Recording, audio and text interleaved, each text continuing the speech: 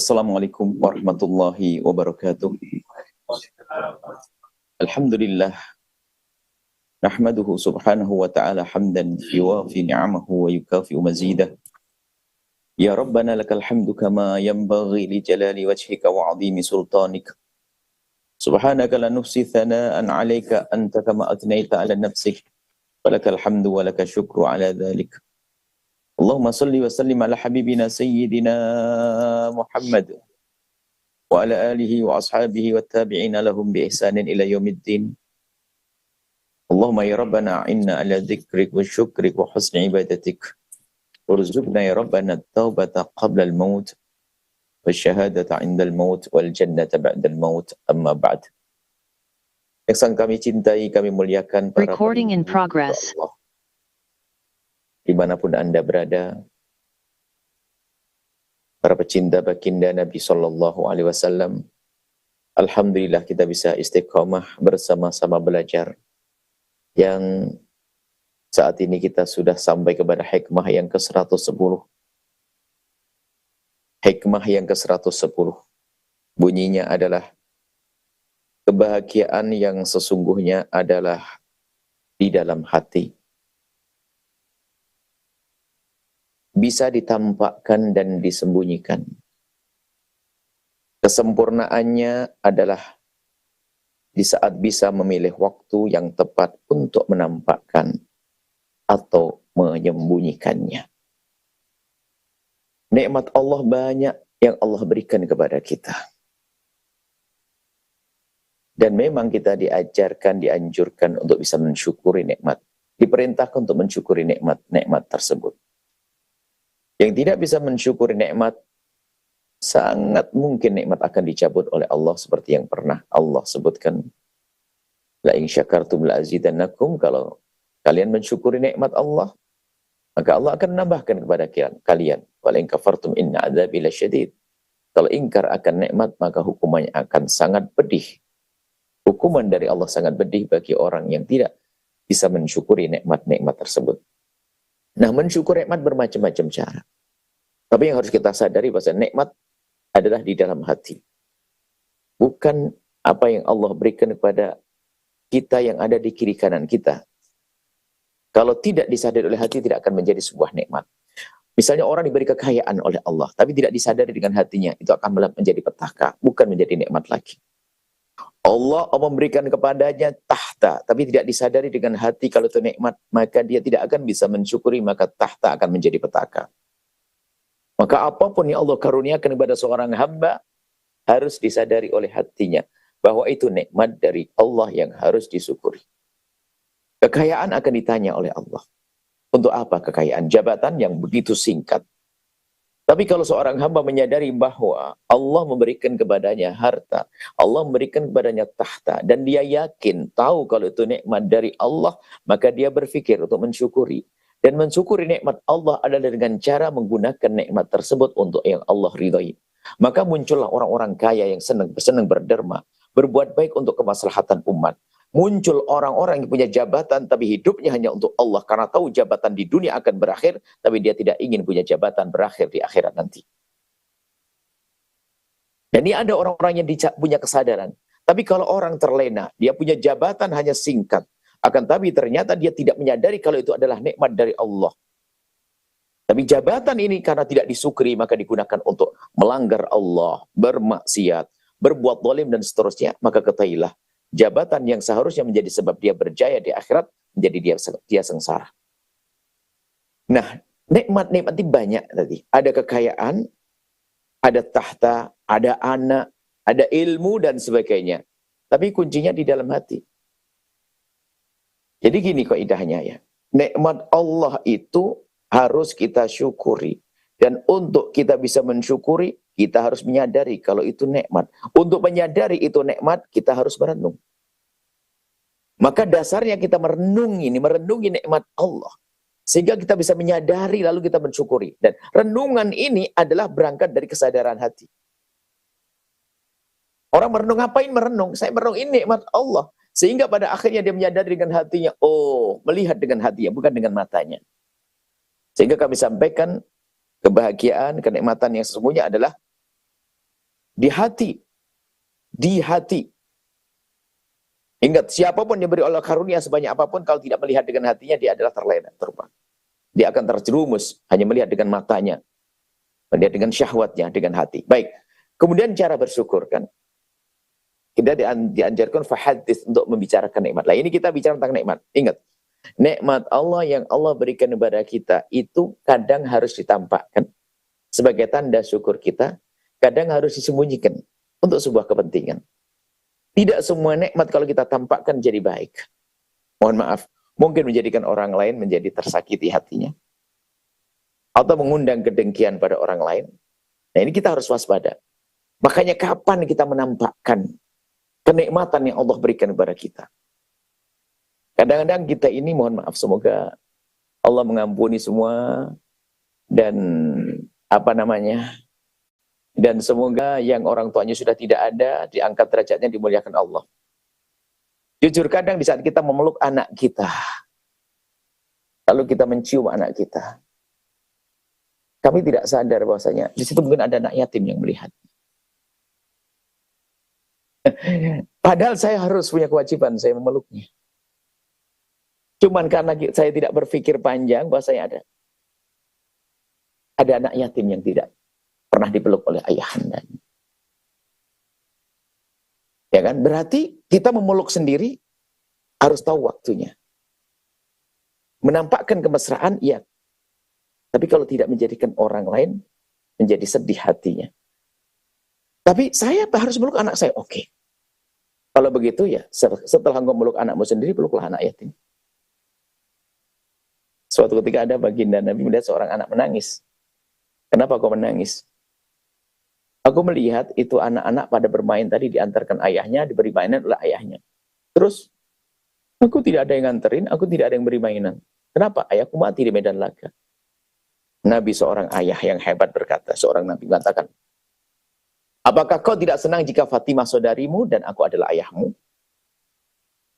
Nah, maksudnya apa?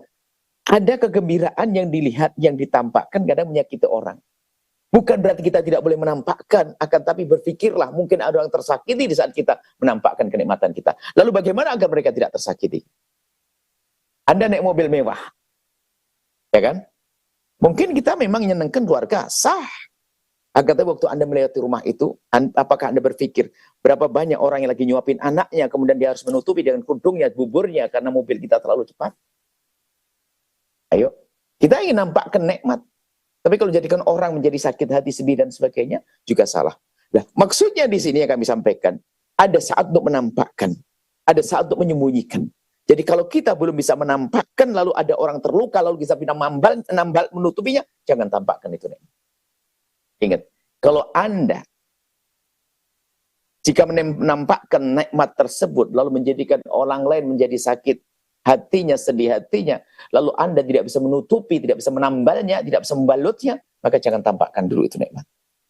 Karena banyak orang bersedih nanti.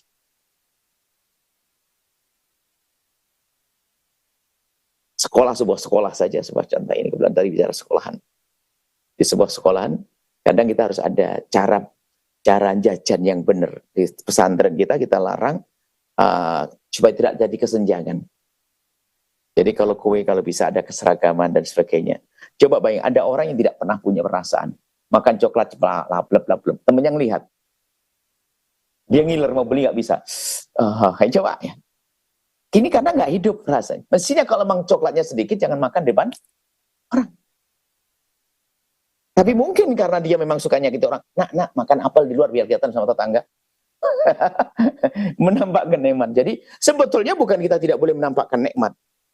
Di saat kita menampakkan nikmat, kita harus sadar bahwa mungkin orang sedih dengan nikmat tersebut. Lalu apa tugas kita? Jadikan mereka tidak sedih. Peluk anak Anda di depan orang sebanyak-banyaknya. Akan tapi Anda harus bisa memeluk anak yatim sebanyak-banyaknya. Anda boleh naik mobil mewah, akan tapi Anda pun harus bisa menjadikan orang lain senang. Ya kan? Mungkin kita bantu dan sebagainya, memberikan bantuan dan sebagainya. Bab zakat kan juga demikian. Orang tampak kekayaannya. Tapi ternyata zakat itu sendiri sifatnya wajib. Kalau sudah, makanya zakat sendiri kan yang paling bagus dibagikan pada tetangga yang dia kena debu mobil kita. Suara deru mesin pabrik kita. Dan seterusnya. Karena dia merasakan kena limbah dan sebagainya. Tugasnya apa? Menambal hatinya. Karena mau tidak mau nikmat itu tampak. Kalau nikmat tidak kita tampakkan, tidak ada tersakiti. Sehingga pamer itu sendiri juga menjadi satu masalah dalam hidup kita. Orang pamer kekayaan. Padahal kadang-kadang ngutang, dia nggak punya duit. Mobilnya mobil rental. Mobilnya mobil kredit, nggak selesai, cuman gaya. Lah, menampakkan nikmat itu kadang lebih banyak bohongnya. Sehingga kami sampaikan di sini tadi ada dalam hikmah itu adalah ada saat menampakkan. Dan itu adalah nikmat sesungguhnya. Allah berikan karunia kepada kita mobil, rumah, dan sebagainya. Nikmati itu semuanya.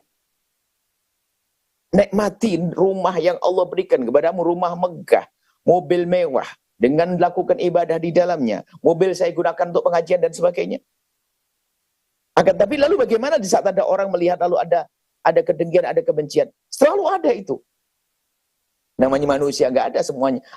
Tidak ada manusia yang dicintai oleh semua manusia. Baginda Nabi saja ada yang membenci kok. Akan tapi paling tidak, kita punya semangat untuk membalut hati mereka yang tersakiti. Yang terlukai. Punya perasaan kita ini. Nah, ini kita harus membiasakan dengan cara hidup yang semacam itu. Hati baginda Nabi Raufur Rahim yang penuh kasih. Kadang orang menampakkan gebiar itu hanya untuk action saja. Padahal dia sendiri dalam keadaan tersiksa, menjadikan orang cemburu, kemudian menjadikan orang dengki, ngiri, dan sebagainya. Tapi kalau dibangun dalam Islam, itu memang ngiri itu dipangkas. Artinya jangan Anda buat orang lain iri, dan Anda jangan mengiri. Jangan Anda buat orang lain iri. Kemegahan, kemewahan, foya-foya, senang, dan sebagainya. Kita perlu berhati-hati, wahai hamba Allah. Dimanapun Anda berada, Anda ingin menikmati karunia dari Allah. Tapi, Anda pun harus waspada. Apakah di saat Anda menikmati hal tersebut, menjadikan orang sakit atau tidak. Nah, kalau ternyata dalam kesadaran Anda, ada orang yang tersakiti dengan kenikmatan yang Anda nikmati, maka bergegaslah Anda untuk berbagi. Berbagi itu adalah untuk menambal, untuk membalut luka hati itu. Baik, inilah. Jadi, pandai-pandailah Anda, kalau ingin menampakkan nikmat, pandailah Anda menampakkan nikmat dengan kesadaran.